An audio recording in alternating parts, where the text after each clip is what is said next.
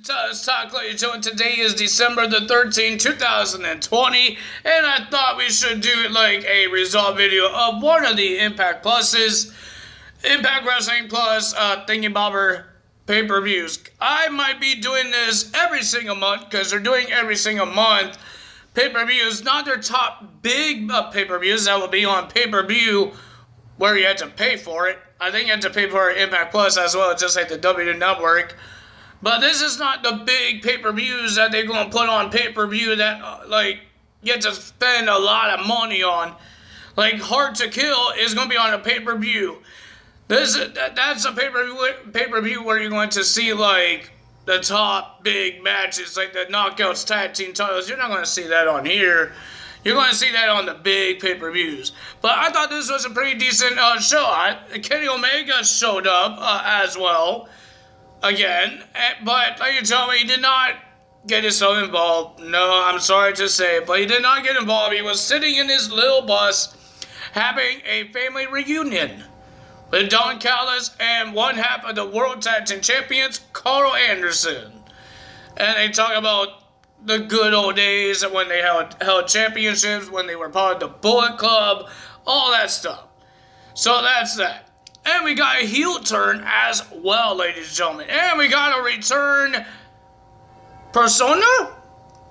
I guess you want to call that a return persona of somebody. So let's get to this thing right now. Ladies and gentlemen, we got Tommy Dreamer versus Larry D in a old school's rules match.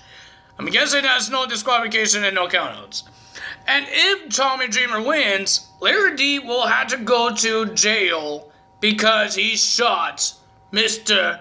Johnny Bravo. But if Larry D wins, Larry D walks away as a free man. Well, yeah, as a free man. Let's just say that. He doesn't go to jail. It was a pretty decent match. I enjoyed it. It was good. But the winner of that match, it was all a gimmick and have fun. We got some, Larry D got some help with AC Romero, as his tag team partner, and Mr. Tommy Dreamer got help from Johnny Bravo. Why Johnny? I don't know why Johnny. But ladies and gentlemen, AC was about to, take out, Johnny Bravo, but he moved away, and then, AC went through a table, and then a DDT from, Tommy Dreamer onto Larry D. Larry D loses, and he goes in jail. They even had handcuffs, and they took Larry D to jail. We're not going to see him for a while. Tag team titles are not going to be theirs.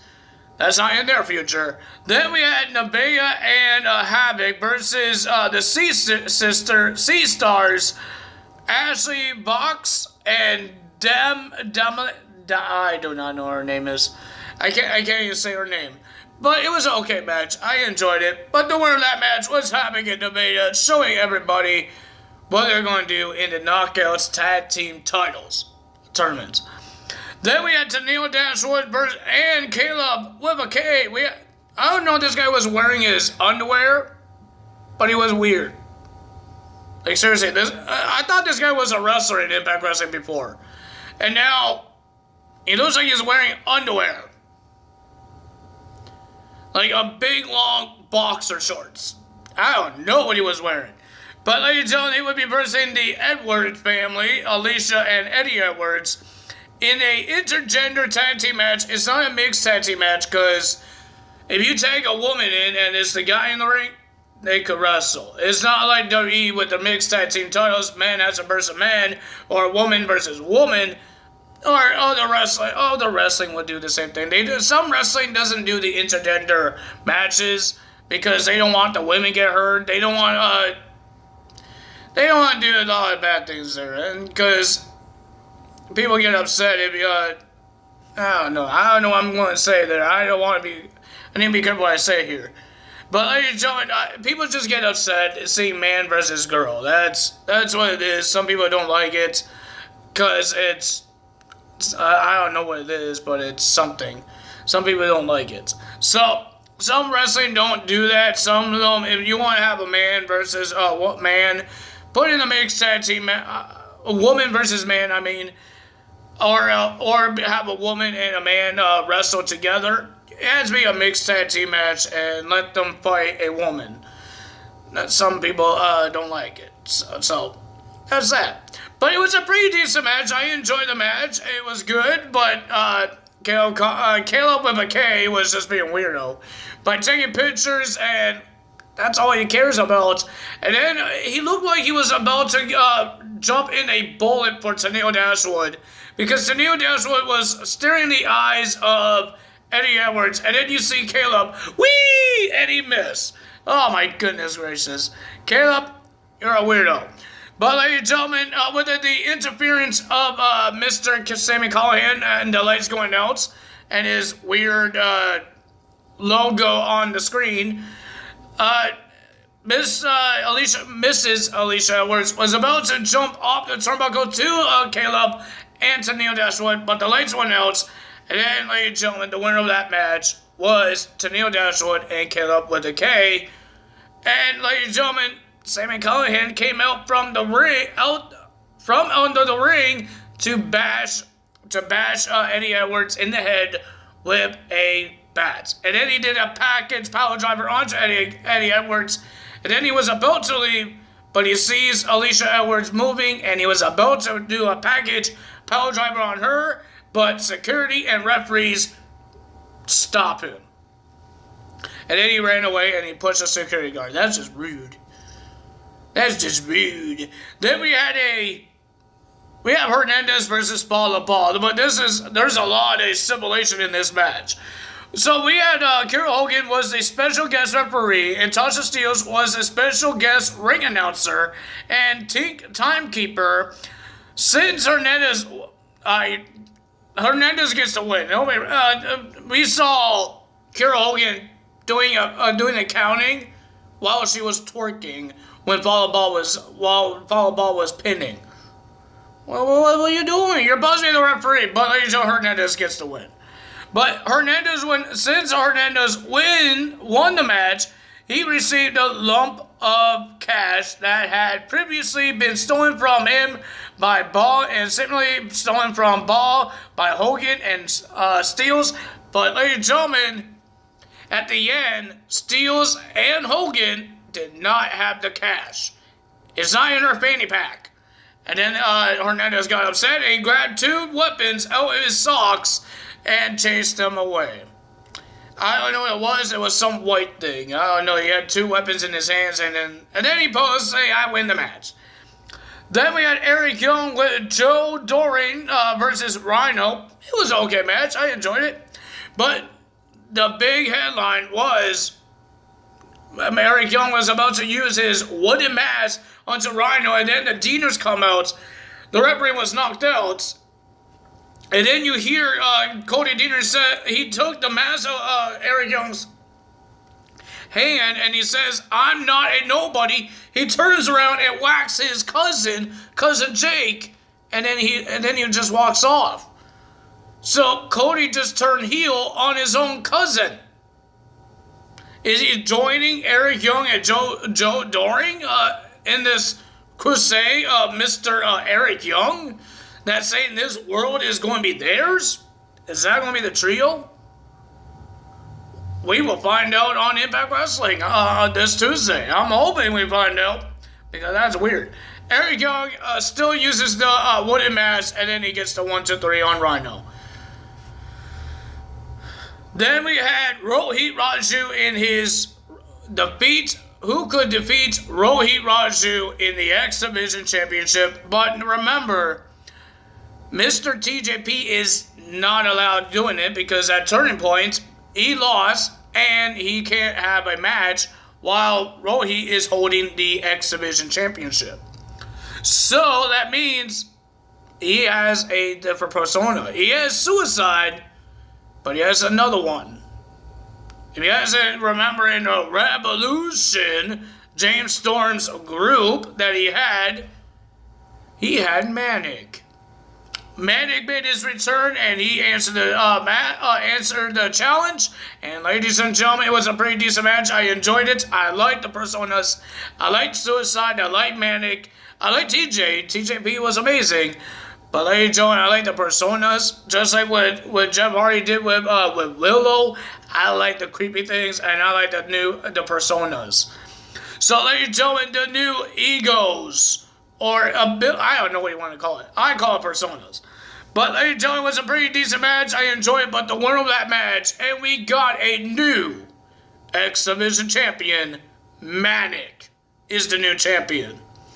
Then we had Deonna Purrazzo defending her Knockouts Championship against Rosemary. We had Taya Valkyrie in the corner of Rosemary. And we got Kimberly in the corner of Deonna Purrazzo. They both try to get themselves involved, but the winner of that match, and still the Knockouts Champion, Deonna Purrazzo. Then we had Cole Anderson versus Ethan Page with Jax Alexander. If Page had won, the North will have a shot at the tag team titles. But ladies and gentlemen, it was a pretty decent match. Even Cole Anderson, Jax Alexander, trying to get involved. But the winner of that match, after the gunshot, it's a move, guys. It's a move. It's not an actual gunshot. It's a move shoot. It's just a move. His finishing move is. You guys can see on 2K20, that's what he has, the gunshot. And ladies and gentlemen, the winner of that match was Cole Anderson. And Ethan Page, Jax Alexander, was mad.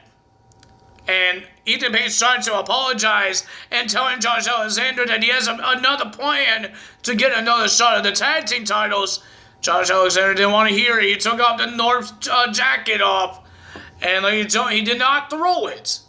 He took it in the backstage with him. Is it over between the North? Or will he give him one more chance? Let's see. And then Ethan Page was telling the referees, he was telling the crew, the production crew, that everything is going to be okay. That he has a plan to get another shot at the tag team titles. Let's see what happens. But ladies and gentlemen, our main event is Rich Swann versus Chris Bay. I love this match. The two cruiserweights, or X Divisions, if you want to call them, on Impact. They are amazing wrestlers. I enjoyed it, but the winner of that match, and still the Impact World Champion, was Rich Swann after a Phoenix Splash onto Chris Bay.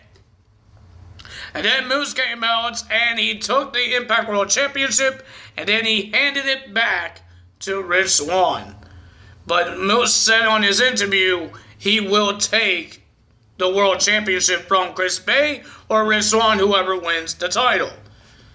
Is that the next match we're going to see at Hard to Kill between Moose and Rich Swann, or at the next Impact Plus pay-per-view Genesis? That's before Hard to Kill. That's going to be on January. Hold on, guys. It's somewhere here. Hold on. January the 9th, 2021. That's the next one. I'm happy that they're using the old TNA pay-per-views. I'm happy for it. I'm really happy that they're using the old TNA pay-per-views still. I'm happy for it. But I'm hoping they could use, like, Lockdown. I know. They don't have a big space for it, but they've done it before. And they're not like WWE. They don't have a cage on top of the ceiling and it comes down. They built the cage. Like, they will put it up on themselves. And I think you have more room now because they could move there's like nothing in their way, so they could move the barricade back for the ring. Move the barricades back. I think it could make a cage match. I think it could, because they've done it with street fights and all that stuff. But I would love to see a steel cage match in the empty arena. WWE did it, but they did it in the Thunderdome. So there was people. I want to see how different it is with no people. That's all I want to see. I hope they listen to this video and make the cage match. I know in WWE and mostly every wrestling promotion, it's not a lot of steel cage matches happens. I don't know why. But, ladies and gentlemen, that's all for me today. If you guys enjoyed this video, I just want to make a video. I thought it was a pretty decent show. And I want to talk about the Cody Deaner turning heel. Manic coming back. That's pretty cool. But ladies and gentlemen, if you guys enjoyed this video, hit the like button, leave a comment below, hit that subscribe button, hit that notification bell, and I will see you guys on Tuesday for Monday Night Raw results. That's all for me today. That is all. Bye!